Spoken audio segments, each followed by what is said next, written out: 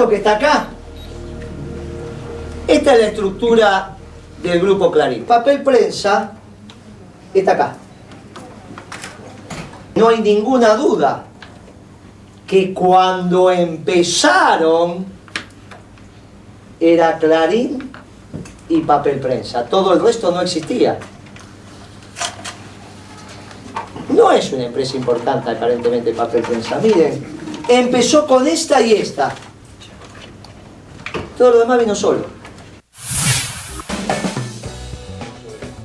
Lo que Juan Alonso, de Tiempo Argentino, cuenta con muchísima propiedad al cabo de todas las investigaciones que ha ido realizando y la presentación de lo que eran actas adelantadas a estas que ahora se conocen y que seguramente van a provocar que tengamos una visión muchísimo más clara de lo que ocurría en los tiempos de la dictadura en la República Argentina.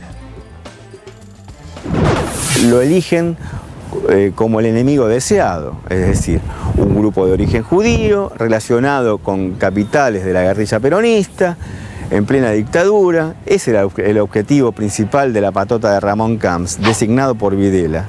Y Videla también designa a un personaje ya fallecido, que es el general Oscar Bartolomé Gallino, un cuadro del ejército, mencionado por el comisario inspector Pellegrino Fernández, un hombre que fue muy valiente porque declaró ante los organismos de derechos humanos, y lo menciona Gallino como uno de los ideólogos de ese aparato represivo, desde mucho antes del 24 de marzo de 1976. Gallino es el inquisidor de la dictadura que pone Videla para interrogar a los Geiber y ser el relator oficial de esa investigación, de ese consejo de guerra trucho que le arma la dictadura a Greiber y a Lidia Papaleo. Entonces Gallino, como oficial instructor, se reúne con los directivos de la Nación, Clarín y La Razón, es decir, Bartolomé Mitre, Héctor Mañeto y Peralta Ramos, y Patricio Peralta Ramos, el 7 y el 9 de abril del año 1977, cuando Lidia Papaleo, hacía un mes que estaba detenida desaparecida y había sido vejada y torturada. ¿Para qué se reúne Gallino con estos personajes? Según ellos, para redactar sendos informes que tenían que ver con la adquisición de Papel Prensa y el capital accionario de la empresa. Eso lo dice claramente Gallino, lo dice el oficial instructor de la dictadura. Es decir, cuando el juez, si es que lo cita a declarar indagatoria al señor Mañeto, le debería preguntar por qué se reunió con un personaje como Gallino en esas circunstancias cuando Lidia Papaleo estaba en un centro clandestino de detención. Los tres diarios se habían quedado con Papel Prensa, pero además, como una especie de reaseguro, habían cerrado la opinión. Vamos a dos documentos que tienen que ver con Timerman. Uno empezando por aquellos archivos que presentaba Enrique Vázquez en 1986 sobre lo que sucedía en tiempos de la dictadura. Señores, en el último viaje que realizaron un equipo de 60 minutos por la Unión, esto es por los Estados Unidos de América, pudimos corroborar una vieja presunción, que tiene que ver con la existencia de dos Argentinas, o en tal caso de dos imágenes de nuestra Argentina que andan por el mundo. Uno tiene que ver con la Argentina real, la que amamos entrañablemente, en la que vivimos todos nosotros, y la otra es la Argentina que anda por el mundo. Por ejemplo, en los Estados Unidos, en Nueva York, anduvimos por Broadway, vimos la ópera Evita. Nada tiene que ver, más allá de que se pueden admitir concesiones de tipo artísticas, nada tiene que ver esa ópera con nuestra realidad histórica, con los personajes que amamos o detestamos en su momento y que pertenecen a nuestra historia contemporánea. Y luego está el caso Timerman, que ayuda mucho a distorsionar la realidad argentina. Es imposible no coincidir con José Gómez Fuentes. Durante largo tiempo hubo dos Argentinas y lamentablemente la mayor parte de los medios de comunicación masivos estuvieron en la Argentina de ficción. Es hora ya de que se incorporen a la Argentina de verdad. Ya seguimos. Poco después, Jacobo Timerman hablaba con el periodismo del periodismo. Van a ver a Jorge Dorio en la entrevista y a Martín Caparrós, porque han pasado muchos años y por ahí no a todos pueden reconocer. Es muy lindo trabajar con estos archivos, muy ilustrativos, en este propósito que hemos tenido de ver desde dónde viene buena parte de esta historia que el otro día se definió con el fallo de la Corte Suprema de Justicia. Para terminar, Jacobo Timerman, entonces, usted hizo, como hicimos en este recorrido del comienzo, diarios en distintas épocas del país, en distintas situaciones. Estos diarios tuvieron una incidencia distinta en el plano de la cultura y de la política. ¿Qué diario cree y cómo lo armaría que le hace falta a la Argentina en este momento? Yo creo que ojalá hubiera ocurrido en la Argentina lo que ocurrió en Alemania, en Italia, en la Alemania post-nazi, en la Italia post-fascista y en la España post-franquista, que un gobierno democrático reconoce la desaparición de un diario importante por la dictadura y le da todos los elementos necesarios para que reaparezca. Aquí hace falta la opinión. ¿Por qué hace falta? ¿Qué aportaría? La opinión aportaría desprejuicio en la información, una visión del mundo mucho más rica y más vasta, un respeto por las figuras que actúan en el país, un respeto por el deseo del pueblo a tener más información. Este pueblo está desinformado, más que desinformado, está manejado por operadores de la comunicación masiva que son apocalípticos y que manejan el permanente apocalipsis. Y en este país no hay apocalipsis y sin embargo nos lo hacen vivir como tal. 1989, lo que decía Jacobo Timerman. Enseguida vamos a llegar a lo que es lo que nos da mayor gusto de presentar esta noche, que son los aciertos de estos colegas. Pero lo vamos a hacer por dos motivos. Uno, porque es muy lindo ver en este tiempo de colegas que se han zarpado de una manera que duele, con verdaderos papelones internacionales, pero también verdaderos papelones locales, con acusaciones directamente enloquecidas. Uno de los periodistas que vamos a ver ahora, con toda su coherencia, con toda la potencia de su intelecto, ha sido atacado de una manera que uno dice, pero ¿será que hay mucha gente que está apoyándolos y que entonces, ensoberbecidos, creen que pueden decir cualquier cosa que viole ya, no la verdad, la inteligencia? Porque cuando se miente también se podría argumentar de una manera que sea más o menos creíble y no tan violatorio de la inteligencia de las personas. Enseguida vamos a estar con ese material, pero antes, nuestro Twitter con Julieta Camaño. Gracias, Víctor Hugo, claro que sí. Vamos con algunos de Ari Lijalad. Él tuiteó, lo pueden ver ustedes si revisan @BDL Víctor Hugo, 2 tapas de Clarín. Dice acá 2 tapas de Clarín al día siguiente de la sanción de la ley y cuando aceptaron adecuarse, 4 años.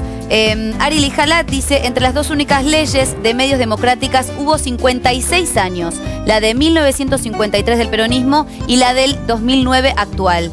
Aquí se ve una foto que tuitea Ari Lijalad, dice foto de Videla y Ernestina en 1979, ya inaugurada papel prensa en partido coorganizado por Clarín y la dictadura. Sigue Ari Lijalad, dice, hay elementos suficientes para el juez Ercolini y el fiscal Tayano citen a los dueños de Clarín y La Nación en la causa de papel prensa. Juan Alonso tuiteó, el 12 de abril de 1977, la patota de Camps secuestró a Rafael Yanover. El caso papel prensa era fundamental para la dictadura. Hay 2 más de Juan Alonso. La Junta investigaba a Graiber desde antes de la misteriosa muerte de David el 7 de agosto de 1976 en México. Y sigue, un acta revelada por el ministro Rossi es de septiembre de 1976. El día 16 de ese mismo mes regresó Lidia Papaleo al país. Muchísimas gracias a quienes están tuiteando hoy en vivo en @BDL Víctor Hugo. Pero además del valor que tiene para los periodistas en sí mismo, esto tiene otro valor que es mucho más importante todavía, con el perdón de los colegas, y es demostrar desde cuándo viene la discusión de una ley de medios. Todavía anterior a ello, pero por lo menos tenemos una fecha muy precisa. Ustedes vieron en el comienzo del programa Enrique Vázquez, que en su programa del 86 mostraba toda una serie de actos que existían, en el que uno de los ítems más importantes era ley de radiodifusión.